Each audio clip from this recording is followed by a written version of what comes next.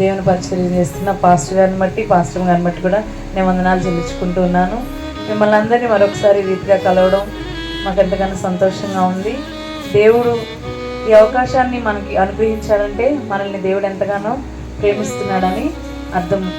అవునా కాదా? దేవుడు మనల్ని ప్రేమించే, ఎందుకంటే ఈ లోకంలో ఈ సమయం లేక ఇలాంటి వార్త వినలేక నశించిపోయిన వాళ్ళు చాలామంది ఉన్నారు. కానీ మన మినిస్ట్రీ పాస్టర్సే కానివ్వండి, స్థానికంగా మన పాస్టర్ గారు వాళ్ళు కానీ ఎంతో శ్రమపడి ఒక మీటింగ్ జరగాలంటే ఎంత కష్టం ఉంటుంది. ఇందాక నెహమ్యా పాస్టర్ గారు చెప్తున్నారు కదా పరిచర్య చేయడం గురించి. అందరూ కలిసి కష్టపడి మరి పాస్టర్ గారికి సహకరిస్తూ పరిచర్యలో ముందుకు సాగుతూ ఉంటూ ఉంటే దేవుని ఆశీర్వాదాన్ని మనము పొందుకోగలుగుతాం. అవునా కదా? కాబట్టి దేవుని సన్నిధిలో మనము ఒకరికొకరు ప్రేమ కలిగి ఐక్యత కలిగి పరిచర్యలో ముందుకు సాగే వారంగా ఉంటే మనము దేవుని సన్నిధిలో ఉండి పరిచర్యం చేస్తూ దేవునిలో కనుక నిలిచి ఉంటే సంఘం అభివృద్ధి చెందితే మధ్యాహ్నం మనం మాట్లాడుతున్నాం కదా, మన కుటుంబం తర్వాత మన గ్రామం, ఇలా కుటుంబాలన్నీ కలిస్తేనే కదా గ్రామం అవుతుంది. మరి మన గ్రామం అభివృద్ధి చెందాలన్నా, మన బిడ్డలు ఆశీర్వదింపబడాలన్నా, కోరకు పాపం చేశారు కానీ వారి కుమారులు కోరుకున్న దాన్ని బట్టి దేవుడు మందిర ఆవరణంలో నిలిచి ఉండడానికి, ఆరాధన చేయడానికి వాళ్ళకి దేవుడు గొప్ప అవకాశాన్ని ఇచ్చున్నాడు. కనుక దేవుని వాక్యం ఒకటి సెలవిస్తుంది, అది నేను గుర్తు చేసి ఒక చిన్న మాట చెప్పి నేను కూర్చుంటాను. ద్వితీయోపదేశకాండం 28వ అధ్యాయం తీయద్దు కానీ 1వ వచనం ఉంటుంది.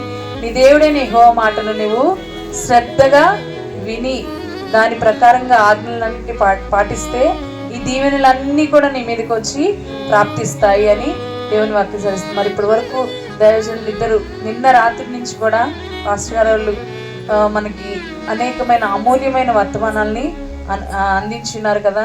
వాటన్నిటిని శ్రద్ధగా విని, ఈ చెవితో వదిలేకుండా ఈ చెవిలో నుంచి విన్నది హృదయంలోకి, ఈ చెవిలోంచి విన్నది కూడా హృదయంలోకి తీసుకొని హృదయం అనే పలక మీద ఆ వాక్యాలని రాసుకొని ఆ వాక్యానుసారంగా మనము జీవిస్తే ఆ దీవెనలన్నీ కూడా మన మీదకి వచ్చి ప్రాప్తించి మనకి దేవుడు ఆశీర్వాదాన్ని మన కుటుంబాలకి కలుగజేస్తాడు. అంత మాత్రమే కాదు, నిర్గమాకాండం 15వ అధ్యాయంలో 26వ వచనంలో ఉంటుంది. అక్కడ కూడా అదే ఉంటుంది. నీ దేవుడైన యెహోవా మాట నువ్వు శ్రద్ధగా విని వాటిని పాటిస్తే ఆజ్ఞలన్నింటినీ ఐగుప్తీయులు కలుగజేసిన రోగాల్లో ఏది కూడా నేను నీకు రానివ్వను అని దేవుడు చెప్తున్నాడు. అందరం ఒకసారి దేవుని స్తోత్రం నిలుచుకుందాం. హల్లెలూయా. ఏ మరణము ఏ పాపము మనల్ని అంటకుండా ఉండాలంటే ఒకటే మార్గం. మన దేవుని దాసుల ద్వారా దేవుడు సెలవిచ్చే మాటలని శ్రద్ధగా వినాలి. అది ఆత్మీయమైన మాటలు అవనివ్వండి, పరిచర్యకు సంబంధించిన మాటలు అవనివ్వండి, వాళ్ళకి సహకరిస్తూ మనము గనక ముందుకు సాగితే ఏ పాపము మనం ఏలనివ్వకుండా మనలో ఆయన వాక్కుల్ని మన హృదయంలో ఉంచుకొని మనం శ్రద్ధగా విని వాటిని అనుసరించి నడిస్తే దేవుడు ఏ మరణాన్ని, ఏ రోగాన్ని, ఏ బలహీనతలు మనకు రానివ్వడు. దానికి ప్రతిగా ఏమిస్తా అంటున్నాడు? ఆశీర్వాదాన్ని, దీవెనలు అన్నీ అంట. ఒకటి కాదు, అన్ని ఆ అధ్యాయంలో చదివితే చాలా దీవెనలు ఉంటాయి. కొట్లలో ఆశీర్వదింపబడతాము, మనం బయటికి వెళ్ళినప్పుడు, లోపలికి వచ్చినప్పుడు మన ధాన్య ద్రాక్షారసాలు అన్నీ, మన పంట పొలాలు ఆశీర్వదింపబడాలంటే దేవుని మాట శ్రద్ధగా వినాలి. ఆ మాట దేవుడు ఎవరి ద్వారా సెలవిస్తాడు? తన దేవుని సేవకుల ద్వారా మాత్రమే.